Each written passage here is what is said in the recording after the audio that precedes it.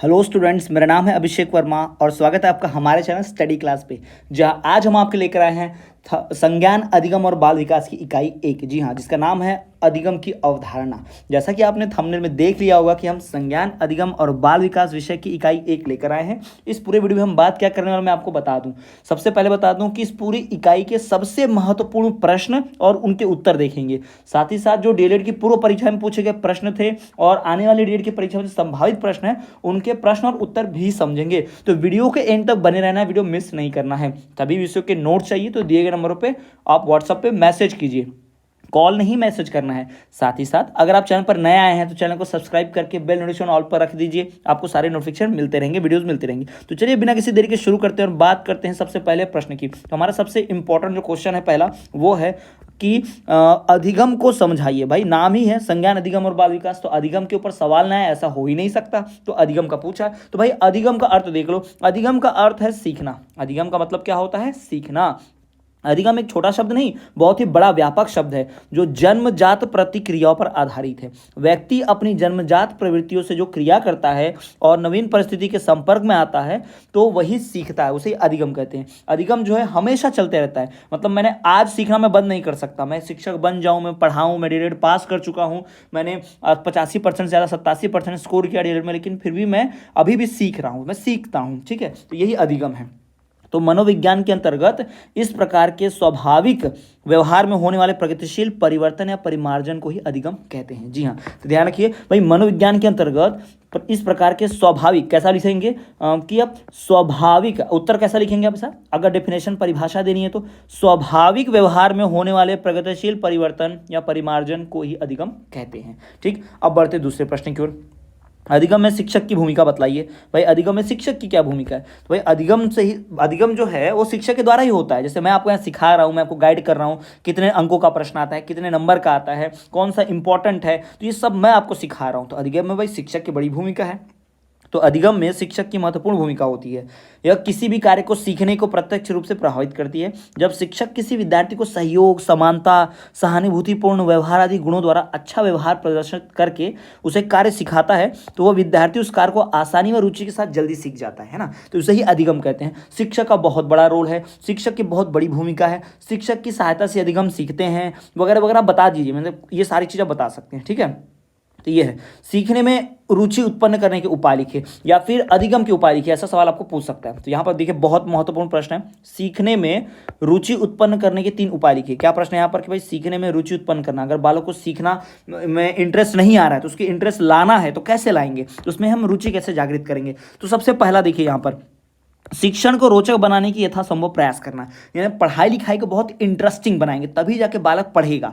तो शिक्षण को रोचक बनाने की यथासंभव प्रयास करना, जितना हो सके उतनी कोशिश करो। दूसरा, बालकों की अधिगम क्रिया में सक्रिय भागीदारी सुनिश्चित करना, यानी बालक जैसे सीखता है उसको वैसे सिखाओ। बालक अगर ओरली नहीं सुनता है, लिखित में सुनता है, तो बालक की लिखित अभ्यास कराओ, है ना। तो बालक की अधिगम क्रिया में खुद भी शामिल होना पड़ेगा, सक्रिय भागीदारी सुनिश्चित करना पड़ेगा।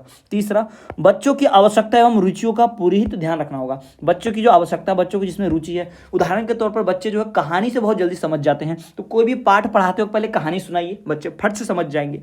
तो कभी भी टीचर को यानी शिक्षक को इन 3 बातों का ध्यान रखना ही चाहिए किसी भी विषय में रुचि उत्पन्न करने के लिए, ताकि बच्चे जो है उसको सीखने के लिए रुचि उत्पन्न करें, है ना।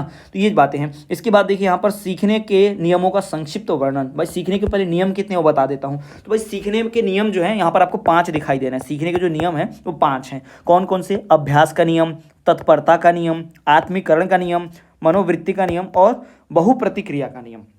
ये सब सीखने के नियम हैं। बढ़ते अगले मोस्ट इंपॉर्टेंट क्वेश्चंस की ओर। तो भाई अगले मोस्ट इंपॉर्टेंट क्वेश्चंस की बात करें तो यहाँ पर देखिए, यहाँ पर हमारे सामने अच्छे खासे कुछ क्वेश्चंस हैं। तो यहाँ पर एक प्रश्न देखिए, यहाँ पर बहुत ही इंपॉर्टेंट मुझे लग रहा है और ये डीएलएड की एक परीक्षा में पूछा, 2018 की परीक्षा में पूछा भी गया था। तो देखिए यहाँ पर शिक्षक की यानी कि सॉरी माफ कीजिएगा, सीखने की प्रक्रिया में मानव एवं भौतिक संसाधनों की उपयोगिता एवं महत्व पर प्रकाश डालिए। भाई सीखना है, सिखाना है, अधिगम की प्रक्रिया करनी है, तो इसमें जो संसाधन लगेंगे, जो रिसोर्स यानी जो सामान का इस्तेमाल होगा ना, उसकी उपयोगिता बताइए।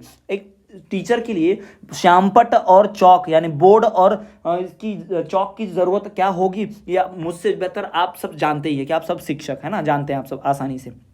तो वो उसे वही पूछा है कि अधिगम की प्रक्रिया पर मानव एवं भौतिक संसाधनों की उपलब्धता का क्या प्रभाव पड़ता है। यानी अगर संसाधन होंगे तो कैसे सीखेंगे, संसाधन नहीं होंगे तो कैसे सीखेंगे, ये बात है, क्या असर होगा। ठीक है, तो उत्तर देखिए यहाँ पर भाई, उत्तर देखिए, विद्यार्थी को अपने व्यवहार में अपेक्षित परिवर्तन लाने के लिए सभी उपलब्ध संसाधनों व स्रोतों से मिलने की आवश्यकता रहती है।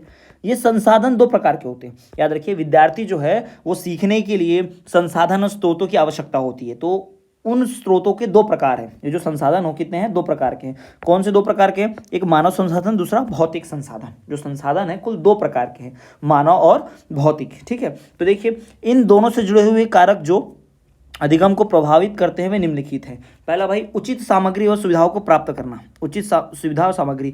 उदाहरण के तौर पर अगर हमको ज्यामिति पढ़ानी है, ज्योमेट्री पढ़ानी है गणित की कक्षा में, तो हमें उसके लिए सामान तो चाहिए होगा। बिना हम डिवाइडर, कंपास, है ना, चांदा के हम कैसे पढ़ाएंगे छात्रों को। ठीक है, तो बहुत जरूरी है। उदाहरण के तौर पर हमें छात्रों को पढ़ाना है कोशिकाओं के बारे में, तो कोशिकाओं में पढ़ाएंगे, हमें माइक्रोस्कोप चाहिए, तभी तो बता पाएंगे, है ना। तो हमें उचित सामग्री जो हमारे पास होनी ही चाहिए, पढ़ाने के लिए उचित सामग्री होना ही चाहिए।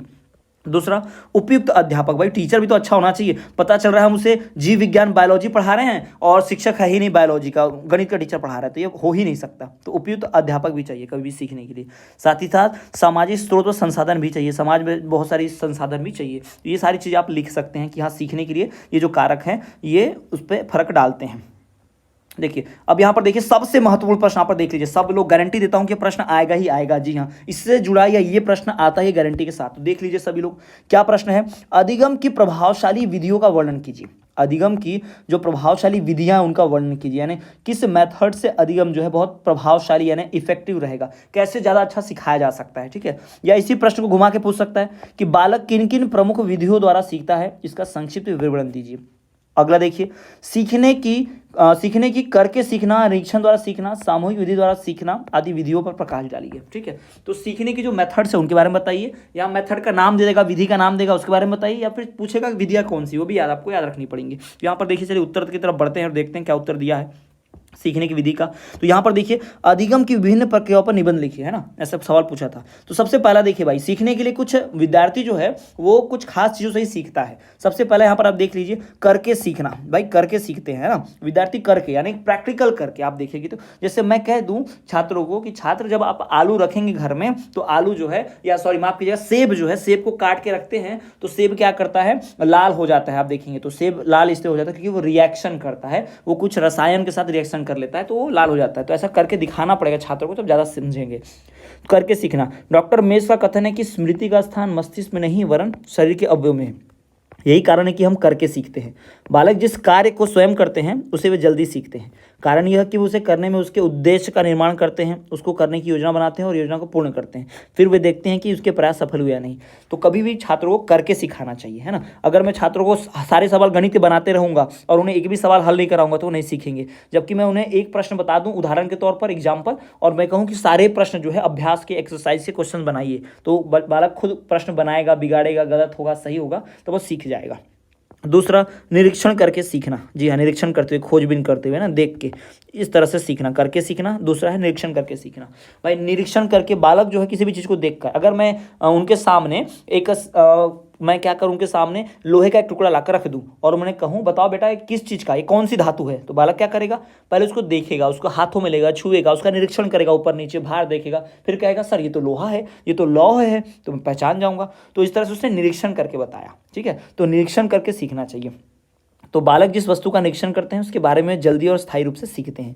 इसका कारण यह है कि निरीक्षण करते समय उस वस्तु को छूते हैं, आप प्रयोग करते हैं, उसके बारे में बातचीत करते हैं। तो सीखने के लिए तीसरा बहुत अच्छा मेथड है। तीसरा देखिए, परीक्षण करके सीखना, यानी कि पहले टेस्ट करो फिर सीखो। भाई टेस्ट करके सीखना, तो यहाँ पर आप तीन तो हमारे सामने हो गए भाई, करके सीखना, निरीक्षण करके सीखना और परीक्षण करके सीखना। तीन तो ऐसे हो गए यहाँ पर, है ना। तो तीसरा परीक्षण करके सीखना। जब नई बातों की खोज की जाती है, नई बातों की खोज करना एक प्रकार का सीखना है।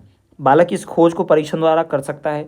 परीक्षण के बाद वो किसी अन्य निष्कर्ष पर पहुंचता है। इस प्रकार वो जिन बातों को सीखता है वो उसके ज्ञान का अभिन्न अंग हो जाते हैं। तो इससे वो सीखते हैं परीक्षण करके। और यहाँ आप देख सकते हैं भाई चौथा, आपके सामने जो चौथा है, चौथी विधि है मिश्रित विधि द्वारा सीखना है। मिक्स यानी कैसे भी मेथड से, अलग अलग तरीकों से मेथड से सीखना। उसमें कई मेथड शामिल होंगे, करके सीखना, भाई निरीक्षण करके सीखना, परीक्षण करके सीखना और मिश्रित विधि द्वारा सीखना, है ना। और सामूहिक विधियों द्वारा सीखना भाई, यानी कि गैंग में ग्रुप बना के सामूहिक विधियों द्वारा सीखना।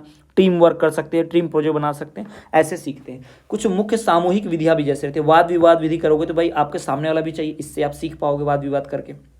वही बात करें कुछ अन्य, यहाँ पर हम देखते हैं कुछ अन्य प्रश्न उत्तर को देखते हैं भाई, अन्य महत्वपूर्ण। तो यहाँ पर एक और दिया है, सबसे महत्वपूर्ण देख लीजिए आप सभी लोग, कि अधिगम में किस प्रकार की कठिनाइयों का सामना बालकों को करना पड़ता है। इस पर एक निबंध लिखिए। या अधिगम यानी सीखने में कौन कौन सी प्रॉब्लम आती है। अधिगम सक्षमता, माफ कीजिएगा, अधिगम असक्षमता से आप क्या समझते हैं, कारण और प्रकार बतलाइए। तो अधिगम सीखने में बहुत दिक्कत होती है। अगर कोई बालक का शारीरिक अभाव है, शरीर में कुछ दिक्कत है तो सीख नहीं पाएगा, है ना। तो कुछ चीज़ें यहाँ पर दी गई हैं। तो अधिगम प्रकृति का संबंध सीखने में होने वाली अक्षमता से है। यह अक्षमता कई प्रकार के कौशलों एवं संज्ञानात्मक विकास संबंधित हो सकती है। कई बार बालक ऐसे होते हैं जिनकी बुद्धि मंद बुद्धि होती है, तो वो जल्दी नहीं सीख पाते, तो उनका अधिगम थोड़ा धीमा होता है। जबकि बहुत तेज तर्रार होते हैं, जल्दी सीख पाते हैं। तो अधिगम में यहाँ पर देखिए, अधिगम असमर्थता के प्रकार दिए हुए हैं, 3 प्रकार होते हैं कुल, यहाँ बताया हुआ है, ठीक है। तो वह अधिगम में कुछ जो है यहाँ पर आप देखिए, अधिगम में 3 प्रकार के निर्धारित किए गए हैं। 3 प्रकार की चीज़ें होती हैं जो हमें अधिगम यानी सीखने से रोकती हैं, किसी बालक को सीखने से रोकती हैं। पठन विकृति, अगर किसी को पढ़ना ही नहीं आएगा तो भाई वो सीख नहीं पाएगा। दूसरा, गणित की विकृति, भाई किसी को गणित नहीं आता तो भी नहीं सीख पाता। तीसरा, लेखन अभिव्यक्ति, उसे लिखना नहीं आएगा तो सीख नहीं पाएगा। तो इस बात का ध्यान रखना है कि पठन विकृति, पढ़ने से संबंधित कोई गलती, गणित से संबंधित सवाल जवाब नहीं आ रहा है, जोड़ घटाना नहीं आ रहा है, लेखन लिखने में बड़ी दिक्कत, राइटिंग खराब, स्पेलिंग ना आए, तो इन 3 विकृतियों से, इन 3 गड़बड़ियों से हम क्या कर सकते हैं भाई, हमारे सीखने की जो मेथड है वो कम हो जाती है, सीखना धीमा हो जाता है बालकों का, ठीक है। तो ये हो गए सबसे महत्वपूर्ण प्रश्न उत्तर संज्ञान, अधिगम और बाल विकास के। इसके और भी महत्वपूर्ण प्रश्न उत्तर मैं अगले इकाई को लेकर आऊंगा, साथ ही साथ वस्तुनिष्ठ के भी लेकर आऊंगा। तो अगर आप मिस नहीं करना चाहते तो वीडियो को लाइक करके बेल नोटिफिकेशन ऑल पर रखिए और चैनल को सब्सक्राइब जरूर कीजिए। साथ ही साथ कमेंट कीजिए कि अगली इकाई में कैसी बनाऊं, कैसे वीडियो बनाऊं, उसको कमेंट जरूर कीजिए। तो चलिए स्टूडेंट, मिलते हैं आपसे अगले वीडियो में, तब तक के लिए देखते रहिए हमारा चैनल स्टडी क्लास।